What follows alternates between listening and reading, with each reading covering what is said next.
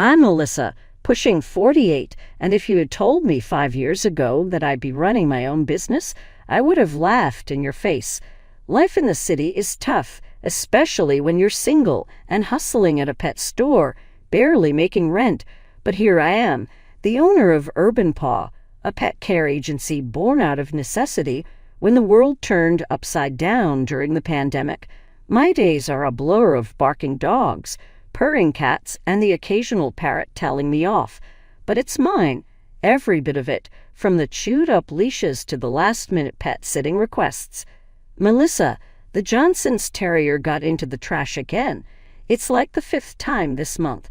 Liz, my right-hand woman and part-time fire extinguisher, announced as she stormed into my makeshift office with a broom in one hand and her phone in the other.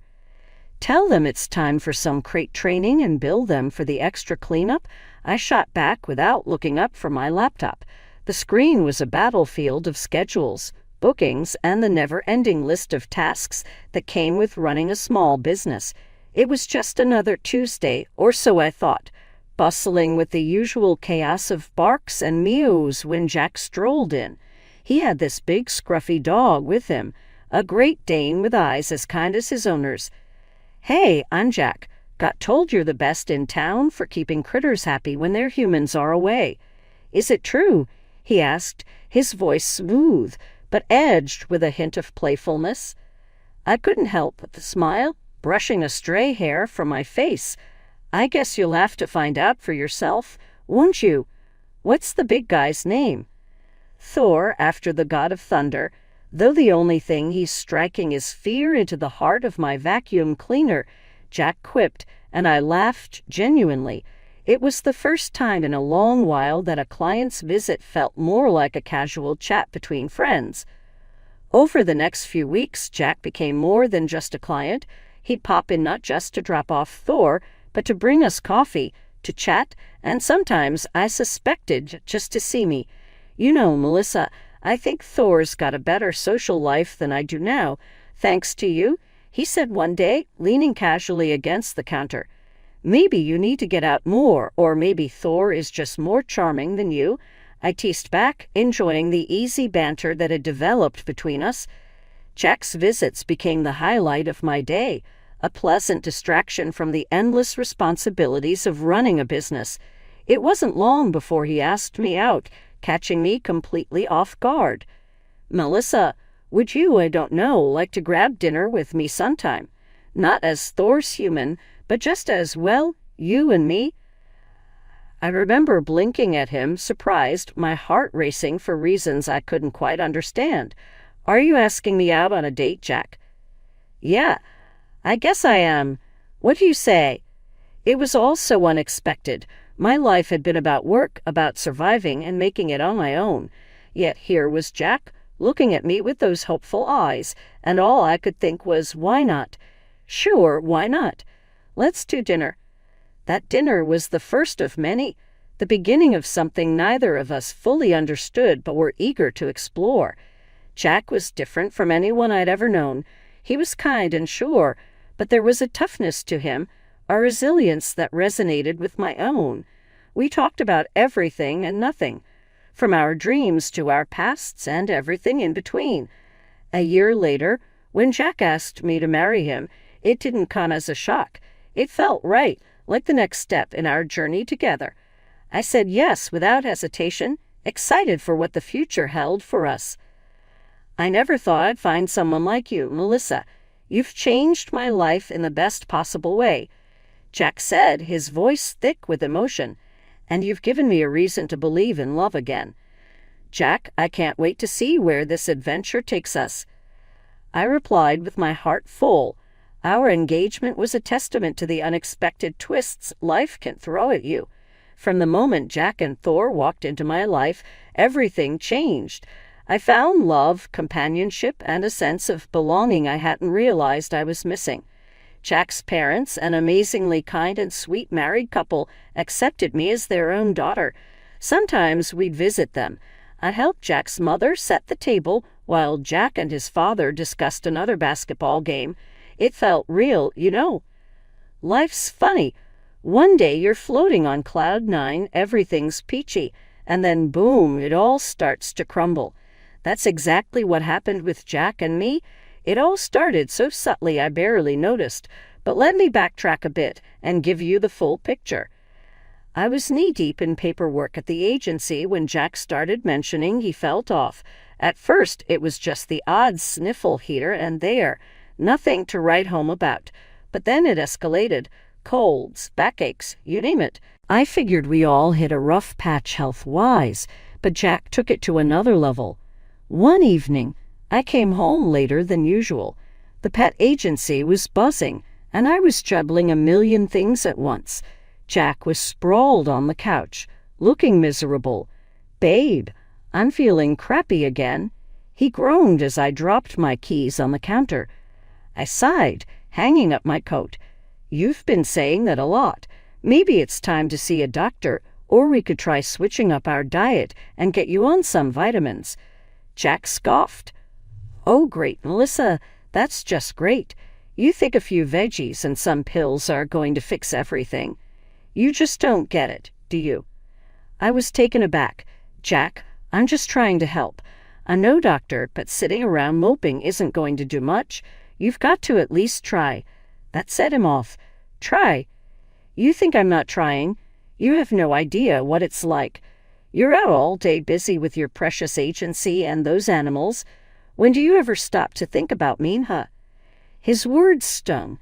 I was busting my ass trying to keep our life together, keep the business running, and here he was accusing me of not caring. "Jack, that's not fair.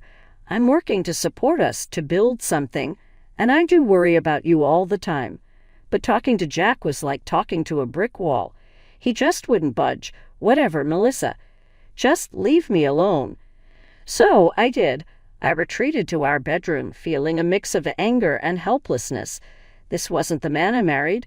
Where did that caring, understanding guy go? It felt like I was living with a stranger. The next few weeks were more of the same. Jack's health complaints became a daily soundtrack, and any suggestion I made was shot down.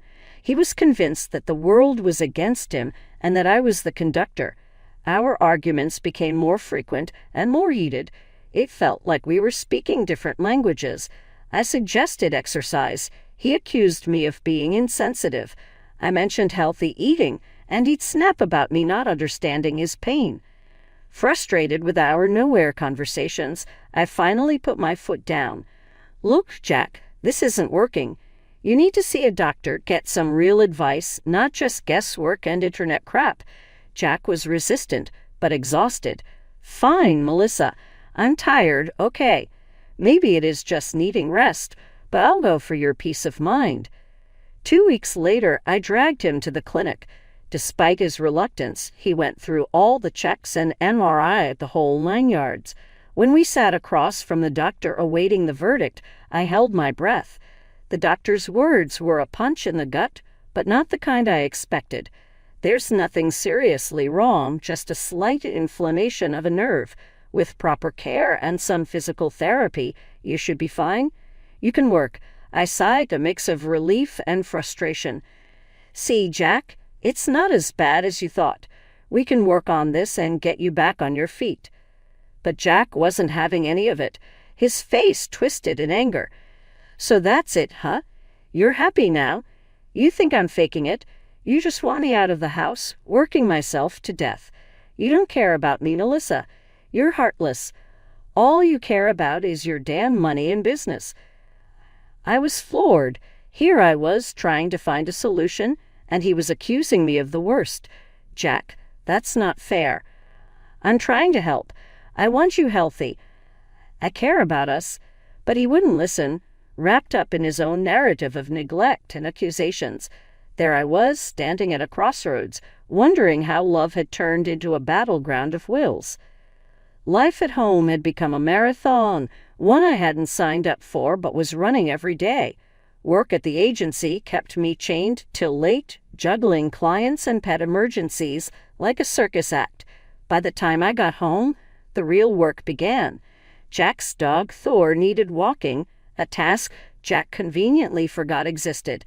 So I trudged through the neighborhood, leash in hand, trying to decompress from the day. Once back, the kitchen called my name. Cooking wasn't just about feeding us, it was my moment of zen. But with Jack planted on the couch, my zen often turned into a simmering pot of resentment. The apartment didn't clean itself either. While I scrubbed and sorted, Jack became part of the furniture, an immovable object glued to whatever screen caught his fancy.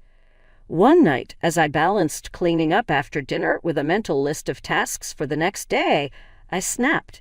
"Jack, can you at least help out with the dishes or anything, really?" My voice, usually calm, carried a sharp edge. He glanced up, the glow from the TV painting shadows on his face. "Melissa, you know this stuff is your domain. I'm just not cut out for it." "Cut out for it? It's dishes, Jack, not rocket science. We both live here. We should both contribute." The words tumbled out, fueled by exhaustion and frustration. He shrugged, a gesture that fanned the flames. "That's a woman's job, Mel. My mom never had my dad lift a finger around the house." I stared at him, incredulous. The argument spiraled into familiar territory, me advocating for partnership, him retreating into outdated ideals. It was a merry-go-round of frustration going nowhere. A month into this domestic deadlock, Jack dropped a bombshell. "I'm not feeling well, Mel. I think I need to quit my job and find something remote." His declaration hummed between us, adding another layer of tension. Trying to keep the peace, I offered a solution. "Why don't you work with me at the agency? There's plenty you can do from home, handling applications, overseeing the staff remotely, managing payments. It could be good for you." His reaction was like I'd suggested he jump off a bridge. "Feel sorry for me, is that it? You think offering me a job is going to fix things?" His voice was a mix of anger and something else, disappointment maybe. "No, Jack, I'm trying to help. We need 2 incomes, and this way you can work at your own pace. It's not about pity, it's about practicality." My attempt at reason fell on deaf ears. By the time we hit what I call the breaking point, things between Jack and me were frostier than a freezer. I'm not one for drama, but living with Jack had become like walking on eggshells covered in barbed wire. One day, I was elbow-deep in work, scheduling appointments and dealing with a no-show employee, when Jack called me. He was at home as usual, and his voice was dripping with that tone. You know, the one that says he's about to make your day even longer. "Melissa, we're out of those organic chips I like, and grab some of that craft beer on your way back, would you?" he said, like he was doing me a favor by giving me errands. I pressed the phone against my ear, trying not to let the irritation seep into my voice. "Jack, I'm swamped. Can't I wait? Or maybe you could pick them up." Silence. Then, "You know I'm not feeling great, Melissa. Why do you always have to make things so difficult?" Difficult, right? Because asking him to get off the couch is akin to asking him to climb Everest. I get back a snarky retort and agree because it was easier than arguing. By the time I got home, arms laden with groceries, including his precious chips and beer, the house looked like a cyclone hit it. Dishes were piled up, laundry spilling out of the basket, Thor rushing for a walk, and there was Jack, planted on the couch, glued to the TV. I lost it. "Jack, seriously, you couldn't have done some of this while I was out?" He turned, eyes narrow. "What's your problem, Melissa?" "I told you I'm not feeling well." Standing there, groceries still in my hands, I started laughing. It was that or cry. "Not feeling well, Jack. The doctor said you're fine. This is just laziness." He stood up then, face red. "You don't believe me. You think I'm lying about my pain?" "It's not about believing you, Jack. It's about trying, doing something, anything." I was practically pleading now. He wasn't having any of it. Didn't tell Jack's parents anything for fear of upsetting them. We visited them occasionally, and they came to us with return visits. The issue of Jack's health was never raised during our conversations. It was surprising because he loved to tell everyone about his well-being, but I didn't have time to think about it. Months dragged on. each day blending into the next with a suffocating sameness. Jack was still home, glued to the couch, under the guise of looking for remote work. Health excuses became his shield against any form of employment outside the house. It was like living with a ghost who occasionally raided the fridge or flicked through channels. Then, out of the blue, he came up with this grand plan. "Babe, Mom's birthday's coming up. I booked a table at She Fancy. You'll cover it, right?" His nonchalance about dropping a bomb like that was astounding. I stared at him, feeling a mix of anger and disbelief boiling inside. "Cover it, Jack. Are you out of your mind? You've not lifted a finger to contribute, and now you want me to shell out for an expensive dinner." He looked taken aback, as if the thought that I would object was alien to him. "Come on, Melissa. It's for my mom. Don't you want to help make it special?" That was the last straw. Making it special doesn't mean throwing money at it, especially money you didn't earn. If you want to do something for your mom, how about you actually put in some effort? Cook her dinner, invite her over, show her you care without spending money we don't have. To my surprise, he caved. All right, I'll cook. It'll be great, you'll see." Suddenly, the affectionate and attentive Jack I remembered from our early days made a brief reappearance. It was enough to kindle a flicker of hope in me. Maybe this was the turning point. Maybe things could get back to how they were. But life has a way of dashing hopes with efficiency. On the day of the big dinner, I was slammed by a nasty bug, head pounding, legs aching, the works. I could barely stand up straight. Leaving work early, I dragged myself home, dreading the evening ahead. Walking through the door, I found Jack exactly where I left him that morning, planted on the couch. "Jack, I'm really not feeling well. How's dinner coming along?" He didn't even have the decency to look embarrassed. Oh, my back's acting up again.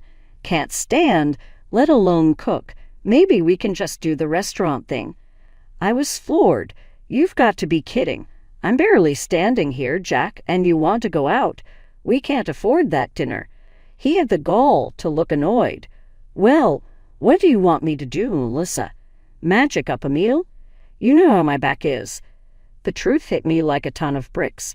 Jack was never going to cook that dinner. It was all just another one of his games, a deception dressed up in false promises. Standing there, feeling like my body was at war with itself, I told Jack how sick I felt, hoping for a sliver of sympathy, maybe even a touch of care. But what I got was a cold shoulder. "If you're too sick to cook, then just stay home," he said, his voice void of any warmth. "I'll take my folks out to eat. Just give me the money for the restaurant." I was floored. The audacity, the sheer lack of empathy, left me speechless. Arguing was the last thing I had the energy for, so I swallowed my pride along with some antipyretic, hoping it would quell the fever enough for me to stand in the kitchen without passing out. I started on the main course, my movements sluggish, every stir of the pot a monumental effort. To make things easier, or so I thought, I ordered some snacks from the cafe down the street. But as I reached into the oven to pull out the casserole, a wave of dizziness hit me. I stumbled, catching myself on the edge of the counter just in time. That's when Jack decided to kick me while I was down. "You can't even handle this, can you? I'm sick of it." His words were a punch to the gut, stripping away any pretense of concern he might have feigned earlier. I was doing my best, sick as a dog, trying to hold everything together, and here he was berating me for not living up to some impossible standard. I swayed again, barely able to stand on my feet. Then the kitchen door slammed open with a force that made us both jump. It was Jack's parents. At that moment, everything changed. Their faces were a mix of shock and anger as they immediately rushed over to me as I nearly collapsed. His mom, her eyes wide with concern, helped me to the couch, her glance flitting between me and Jack with disbelief. "Why on earth didn't you cancel dinner, Jack?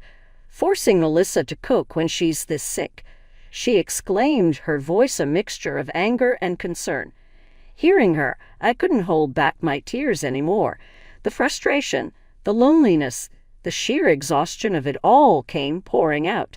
We've been on thin ice for ages," I sobbed, telling her about the years of taking care of Jack, his endless ailments, his refusal to work, and the sea of bills for gadgets and gizmos that just gathered dust. I showed her the receipts, evidence of our spiraling debt. She was stunned. "Why didn't you say anything sooner, dear? About his sickness, his job?" I wiped my eyes, looking down. "I didn't want to upset you. I hoped he'd change." She turned to Jack then, her hands gripping his shoulders like she could shake some sense into him. "Why, Jack? Why put Melissa through all this?" Then she shared something I never knew. Jack had a history of faking illness to avoid responsibilities, a pattern stretching back to his school days. My heart sank. The realization hit me like a truck. My marriage was over. I couldn't tether my life to someone so unwilling to be a partner, so dependent on the sacrifices of others. His parents didn't spare him. Their disappointment was clear as day. "We've indulged you for too long," his dad said, his voice hard with a finality that brooked no argument. "I can't do this anymore. I want a divorce," I declared, the words heavy but freeing. His mom nodded, her eyes sad but understanding. "I would do the same, dear." They then turned to Jack, their final verdict chilling. "Don't expect any more help from us and forget about any inheritance if you don't turn your life around." Jack's reaction was desperate, a stark contrast to his usual apathy. He pleaded, begged even, but his mom just pushed him away. "You owe Melissa an apology, not us." But I was done with the excuses, the lies, the endless cycle of hope and disappointment. It was time to move on, to rebuild from the ashes of what was supposed to be my happily ever after. Jack's pleas fell on deaf ears. My decision was made. It was time for a new beginning, one where I could find happiness and peace, free from the weight of carrying us both. After the dust of divorce settled, I threw myself into my work and the company of the animals I dedicated my life to. It was clear the path ahead was mine alone to carve, and frankly, I relished the freedom. The end of my marriage, while a chapter I wouldn't choose to reread, taught me lessons I'd carry forever. It wasn't about regret, it was about growth. Jack, on his end, managed to snag himself a job. Nothing fancy, but enough to keep him afloat in some modest digs. Last I heard, he was playing the sympathy card hard, telling anyone who'd listen how I left him in his hour of need. But our mutual friends knew the score. They saw through his tales, and from what trickled back to me, his stories earned more eye rolls than sympathies. The day he showed up at my office was a test I didn't know I was ready for until it happened. There he was, standing in the lobby with a bouquet of flowers that looked as out of place in his hands as sincerity in his apologies. I spotted him the moment I stepped out of my office, the sight bringing a mix of irritation and a weird sense of déjà vu. "What are you doing here, Jack?" I asked, not bothering to mask the edge in my voice. He shuffled, looking everywhere but at me. I wanted to say, "I'm sorry, Melissa. I've changed. I was hoping we could." I cut him off, holding up a hand. "Just stop, Jack. You haven't changed. You're just sorry you're on your own now." He tried to interject. The flowers extended towards me like a peace offering, but I was done accepting anything from him. "Save it, Jack. I'm not the person you left behind anymore. I've moved on. It's time you did the same."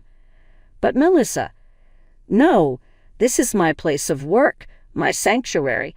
You don't get to waltz in here with a bouquet and expect everything to be all right." I stepped closer, my voice firm. "You need to leave. Now." He looked like he might argue, but something in my stance must have told him it would be futile. With a final lingering look, he turned and left, the door closing quietly behind him. Watching him go, I felt a wave of relief wash over me. It was confirmation, a sign that the life I was building was mine and mine alone, free from the shadows of a past that no longer had any hold on me.